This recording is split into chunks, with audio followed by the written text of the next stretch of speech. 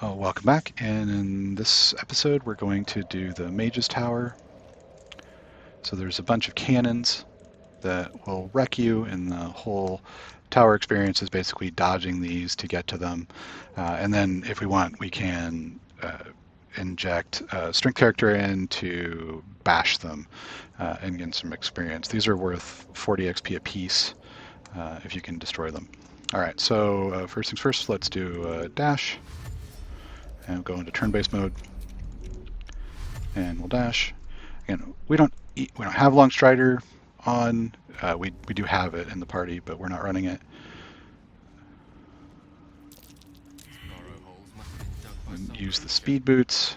Most likely not a creature I'd like to meet. And we'll exit out. And then what we're looking to do is get way up here,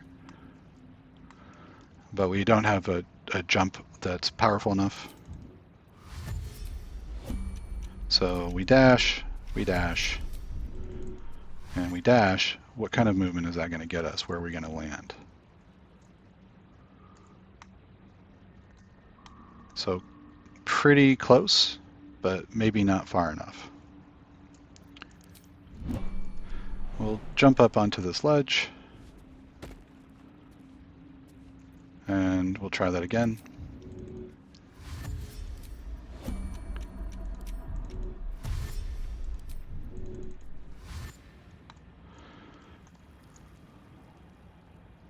And we've got plenty of movement, so that's what we're going to do.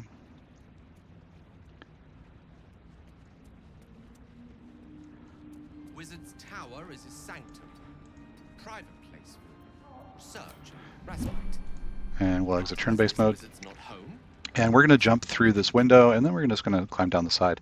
In the last run-through that I did, I went and got all of the susser blooms before and just took out the cannons on the way in. This time we're going to show you how you don't need to do that if that's something that you don't want to risk or mess with.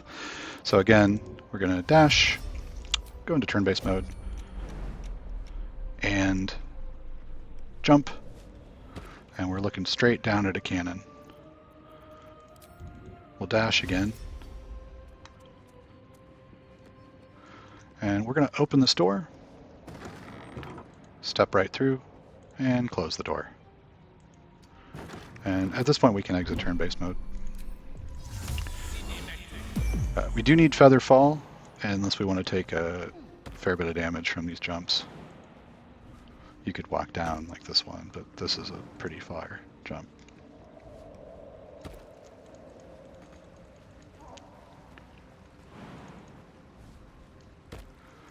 Okay, so we have one opportunity to destroy the cannons.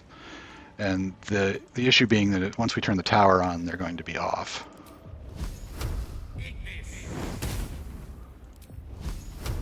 So let's open the door.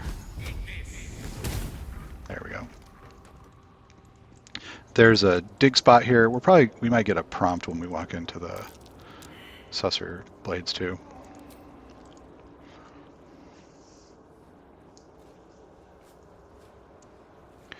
So again, even if you fail the check, if you know where it is, it's yours. We'll grab those and we'll pick up one of these blooms. Runs through you. We're sad about that. We could try to call on our back. Powerful. For the first time in memory, you're without magic. You feel. We've lost a friend. You... So we'll grab that. This is fun narration you don't usually see, and there we go. So we've got these two, and we'll run into the tower. This is where we're going to want to be. But we still would like to get the experience for destroying them, so we're going to click on Lae'zel. And she's taken a giant strength potion, one of the ones that we've got. So we're going to go to Underdark Beach. No one's going to react, but don't just run around. If we go over here, Gek will react to us. So we're going to take the net.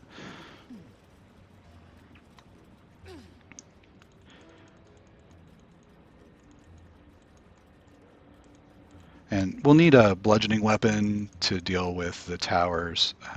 Mel's first staff will work if that's the only one that you've got. I've still got the Nature's Snare from the passage with the goblins. And we'll come up over here. And we'll have Gale send the 2 blooms to Lazelle. Dash for a little extra movement, go into turn-based mode. And we're going to run over and we're going to throw the bloom at the cannon now that we have them. Right, so we have still not been to the tree. We haven't fought any hook horrors. We haven't tried to sneak by any hook horrors. We're just going to throw this bloom. And we get inspiration for that. We can exit turn-based mode because it's out of commission. Yeah, there's more boulette pits kind of everywhere. Yeah, so if we're too close, we're going to get that blue line. We don't want a blue line. When the blue line is there, even in turn-based mode, it'll start shooting at you sometimes. All right, so dash for additional movement, turn-based mode. You can see we're close enough to Gale now that we're getting him included. And we're going to drop the other cannon. At this point, we can exit turn-based mode. And we'll walk over and swap to our staff. And 40 experience.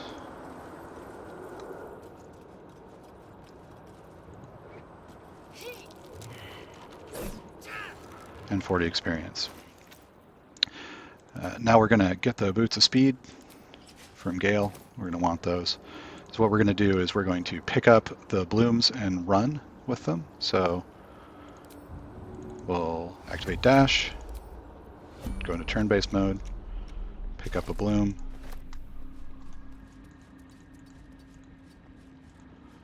run over, pick up the other bloom,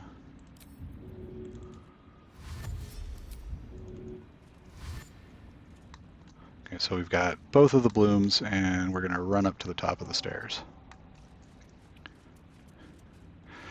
Lazelle's strong enough that she might even be able to break that open, but we're not going to. All right, so we'll wait till we can go back into turn-based time.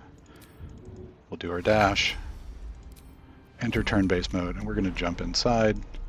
And this is pretty similar. You guys might have already seen this before, the last video series I did with it. Again, we're just going to throw the bloom over here.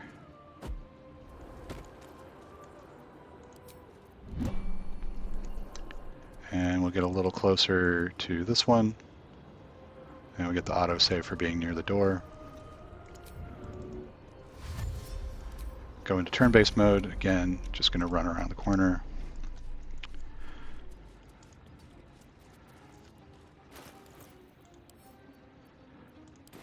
And we're going to throw the other bloom. And get out of turn-based mode. Okay, so this book right here, this dusty book, it's covered with dust because no one reads it. Don't read it. If you do, you get the option to tell Bernard a poem that will make him kill you. And probably he will. He's really tough on honor mode especially.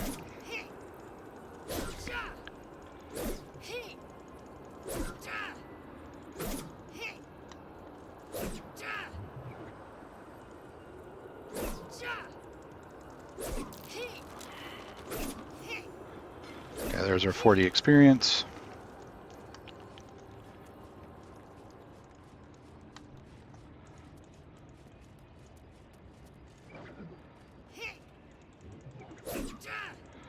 You see, we don't always do damage. We have to roll relatively high on the damage dice.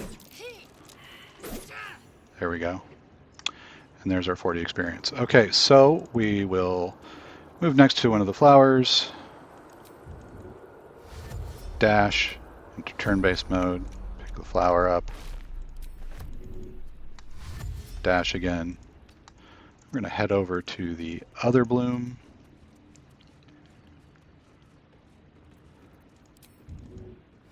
dash again. We'll double check our movement. We can stand here next to it and it can't shoot us because we're holding the blooms. And we'll run here and we'll shut the door. It is making my skin crawl. And we'll exit turn-based mode. And we can see that the chest of the mundane, because it's exposed, actually shows us what's in it correctly to the anti-magic. We'll grab that and we'll head back to Gale, who is still hanging out by the furnace and keeps not running next to the furnace. Okay. So we'll click on the power generator and we're just going to open up Lazelle's inventory and we'll grab one of the blooms. You can put them both in. It will not consume them both. It just eats the one. And we get the tower turns on. So kind of a long cutscene that I just fast forwarded through.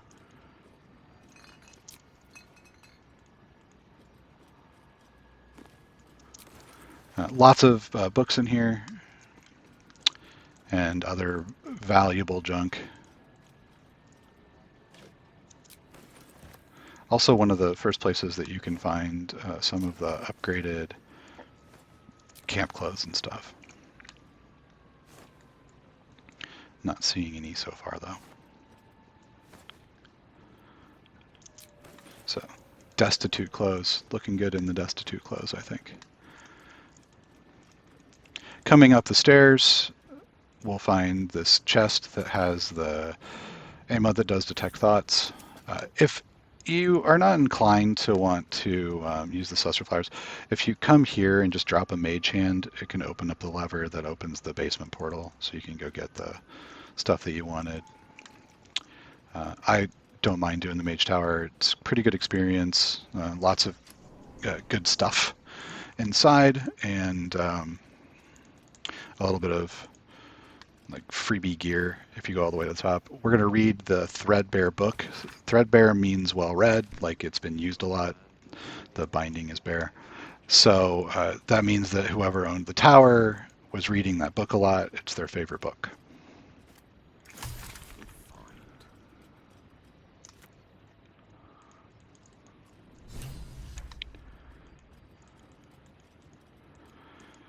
And here we find the stuff that we need for Omeluum's quest. At least some of it. We're actually going to end up with more of it than we need. There's some in the basement as well. We'll click on the button that says Ascend again, and we'll go up a floor. Here, this is where Lazelle is standing, right there.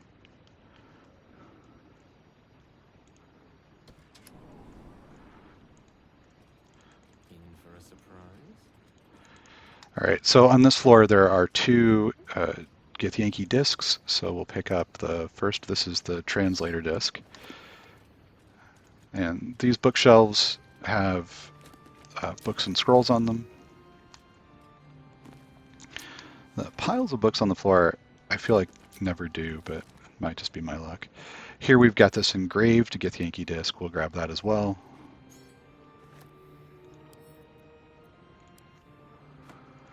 And this is one where we actually do want to read it, so we're going to read the disc. Lazelle can automatically read it. So we'll use the cipher, and we'll get the first part of Orpheus's Tale and 95 experience. We're going to read this book, The Roads to Darkness, and that's going to have Bernard give us a magic ring when we meet him, and the ring will allow us to get to the basement very, very easily.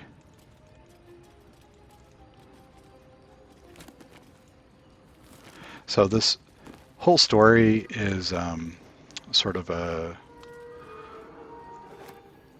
soap opera-ish drama, and the ring itself is called Guiding Light, which is the name of an old soap opera.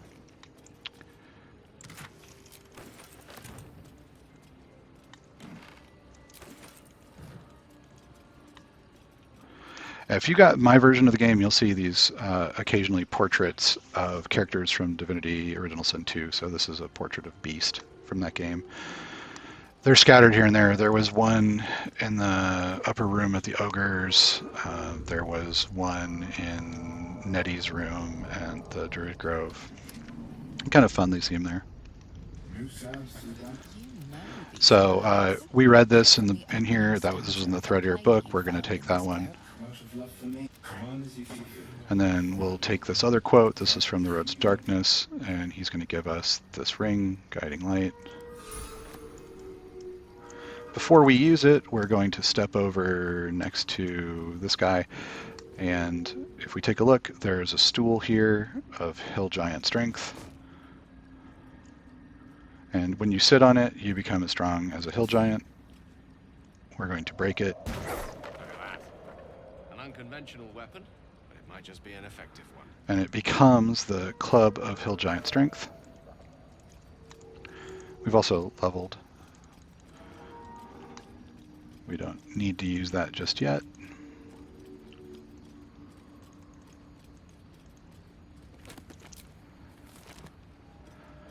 There's more scrolls here. If you've got a high perception, there's a button right over here that will cause the door to the basement to open. But we don't need that because we made friends with Bernard. We'll just put on this light ring, and it will reveal an additional button called Basement. And when we take that, to the basement we go.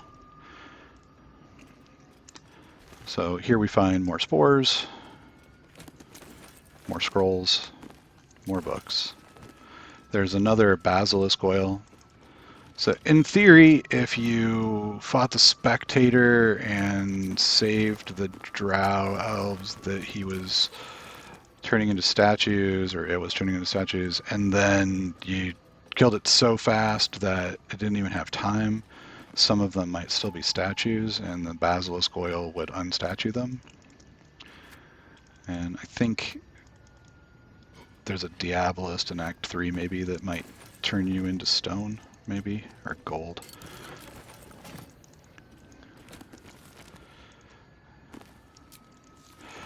Alright, so that's everything that was in the Mage's Tower.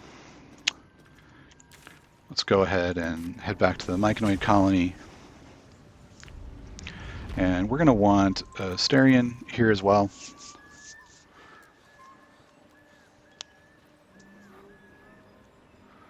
And it's no problem if Shadowheart is with him. What we don't want to do, though, is if we wanted to keep the Susser flower around, we don't want to have Lizelle go to the surface with it. So we'll have her go to the Myconid colony as well. It's relatively safe here. Without delay. We would want to put this somewhere if we want to use it later. It's potentially useful, maybe, depending on what mechanisms we want to use to defeat some of the bosses later on. I don't know that I'll use it. This playthrough is supposed to be designed for sort of the tactical, here's how to use a regular character sort of thing, so probably not. Okay, let's not stand to the explosives. Alright. So we'll select Gale, and the saves will be maybe a little bit easier to make if we level him, but I think we'll be fine either way. Essentially, we're going to make several saves, and then we're going to do like a performance check to try to convince Omeluum to give us the ring. So we'll talk to him. I greet you, child of the sun. And we'll ask him how he escaped, and he'll tell us that. And we'll ask him about brains, and he's like, I'm eating a bunch of them still. And we say it's okay. wrongs of the Underdark. We'll say that we found the mushrooms, We must drink the entire and we'll drink the whole potion, and it makes you really sick. Uses its We've got a edges couple of saving throw to find options. We've got boundaries. a -1 for intelligence and a -1 for wisdom. If we had put on the Creature suspended in headband from the ogres, we'd actually have a slightly higher one for intelligence. So we'd actually add a little bit. We'll take the resistance bonus from Asterion, and we're just going to roll it. Doesn't matter if we make it or fail.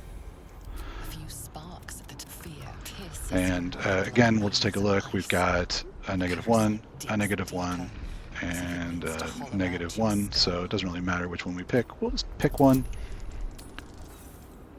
And we don't make it, and again, it's no big deal. It's fine. We'll just continue. A wave the parry. That lava is like Right, so we'll point out it's more powerful than ever. such an outcome was not in my calculations. Right, so we went through all of this. It will not I would offer it. Right, as a so gift, but we in can truth, talk more about what happened on the is Nautiloid, priceless. right, or we can try persuasion. Is there anything you So would we'll offer? talk about the Nautiloid, Fascinating topic indeed. and we'll choose performance. It's a lower DC, so rather than 15, it's 10. And we'll take guidance from Asterion. This time, if we fail it, we would want to use inspiration. What a brilliant. May And he gives us the ring for free. And we're all messed up from having taken the thing. greet you, son child. But we want to see his wares. Okay, so he's got another one of the books that will give us inspiration. That's this on Illithid's book, so we'll buy that. He's got the Pearl of Power amulet. Definitely want to get that. This will restore a first, second, or third level spell. Very powerful for a sorcerer. He's got Creation's Echo. So if we deal sort of elemental damage, we get resistance to it. It's not great for us. He's got the Shade Spell Circlet. This is going to raise your spell save DC by 1 if you are obscured in shadow. This is situationally good and can be kind of difficult to get to work. You've got to be very careful about where you're picking your spots. And it's not raising your to hit value, it's just raising your spell save DC. So if you're not running a control effect or something, it's not going to be that potent. Ring of Salving, not that great. The Boots of Stormy Clamor are super amazing, and we use them essentially the whole game, at least on one of the characters. And then because we are doing this slightly out of order, one of the things that can happen is the Amulet of Misty Step, which would ordinarily show up in the chest in Priestess Gut's Sanctum, is showing up in Ameluum's inventory. So if we want it, we're going to have to buy it from him because it's not going to show up elsewhere. We've also got some grenades. This guy sells the spike bulbs and void bulbs that are super great for repositioning opponents and for revealing invisible enemies. These things have a huge radius. So we might come back and buy some of these later. They are really good. So again, opportunity to get rid of some of our stuff here. The reason why we pick all this stuff up is to be able to afford to buy this stuff.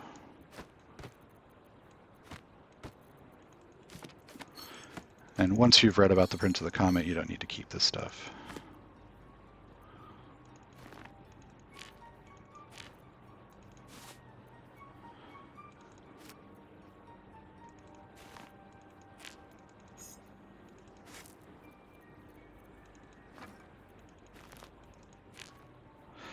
We're not doing alchemy very much. If we really wanted to, there's a quest in Act 3 that needs an essence. We're probably not going to keep that around for that long.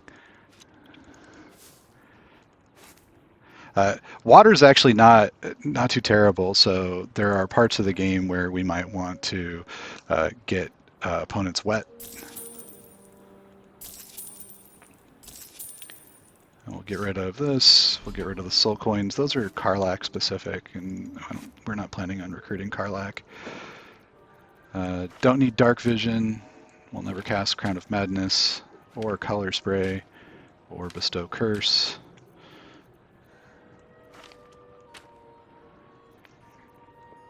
We already know Firebolt. We don't need Ray of Sickness. See Invisibility can be situationally good. Probably. We'll need a little bit of it very late in the game, but that's a pretty long time from now. We'll see if I still have that scroll done.